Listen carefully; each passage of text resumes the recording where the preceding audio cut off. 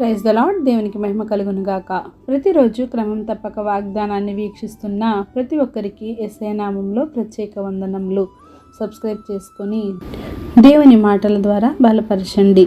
ఈ దినమునకై ఏర్పాటు చేయబడిన దేవుని వాగ్దానము పేతురు రాసిన 2వ పత్రిక 3వ అధ్యాయము 9వ వచనము. ప్రభువు తన వాగ్దానమును గూర్చి ఆలస్యము చేయువాడు కాడు.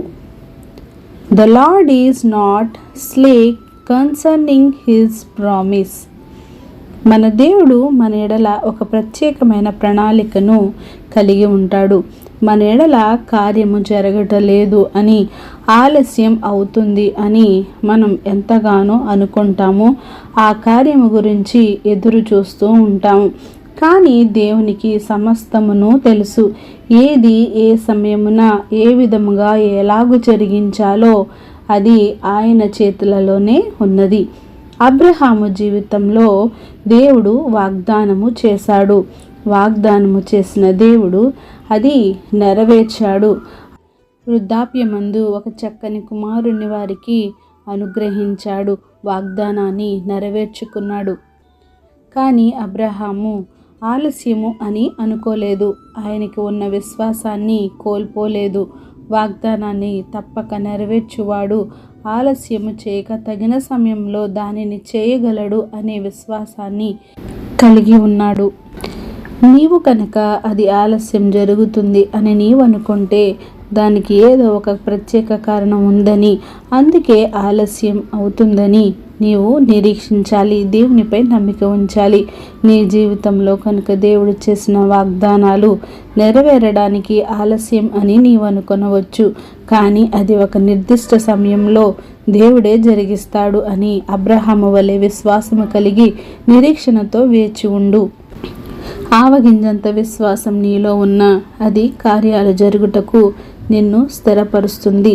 కనుక నీవు దేవునిపై భారం వేసి ముందుకు సాగిపో. దేవుడే నీ కార్యమును సఫలపరచునుగాక. ఆమెన్. చిన్ని ప్రార్థన. సకల ఆశీర్వాదాలకు కారణభూతుడైన మా ప్రియ పరలోకపు తండ్రి, మీరిచ్చిన వాగ్దానములకే వందనాలు దేవా. ఎవరైతే ఈ వాక్యాన్ని విన్నారో నాయన, వారి హృదయగదిలో భద్రపరుచుకొని వారికి ఉన్న విశ్వాస జీవితాన్ని స్థిరపరచుకొని బలపరుచుకొని నాయన వారి నీలో సాగిపోయే కృపను వారికి దయచేయండి. ప్రార్థన వస్తుకున్న ప్రతి ఒక్క బిడ్డని సమయంలో జ్ఞాపకం చేసుకోండి. వారి విశ్వాసము నాయన తండ్రి దినదినము నాయన పెంచుకోవడానికి ఇంకా బలంగా స్థిరముగా దృఢముగా వారు ఎదగడానికి సహాయం చేయండి. వారికి ఉన్న బలహీన సమయాల్లో వారిని బలపరచండి. వారికి ఉన్న విశ్వాసాన్ని తీసేసి నిరీక్షణ విశ్వాసాన్ని వారికి దయచేయండి. వారి ఎడల ఏదైతే కార్యాలు మరి నాయన ఆలస్యం జరుగుతున్నావో నాయన వాటిని సకాలంలో వారి ఎడల జరిగించమని అడుగుచున్నాం. అనారోగ్య స్థితిలో ఉన్న ప్రతి ఒక్కరిని స్వస్థపరచండి, విడుదలపరచండి. ఆర్థిక ఇబ్బందుల్లో కూరుకుపోయిన వారిని లేవనెత్తండి. విడిపోయిన కుటుంబాలని కట్టండి, వాటిని స్థిరపరచండి. అవివాహితులని ఉద్యోగలేమితో ఉన్న వారిని ప్రతి ఒక్కరిని సమయంలో జ్ఞాపకం చేసుకోండి. నీ ఘనమైన కార్యాలు వారి ఎడల జరిగించండి.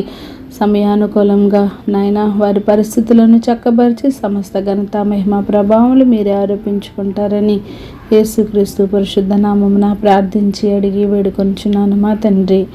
Amen. God bless you all.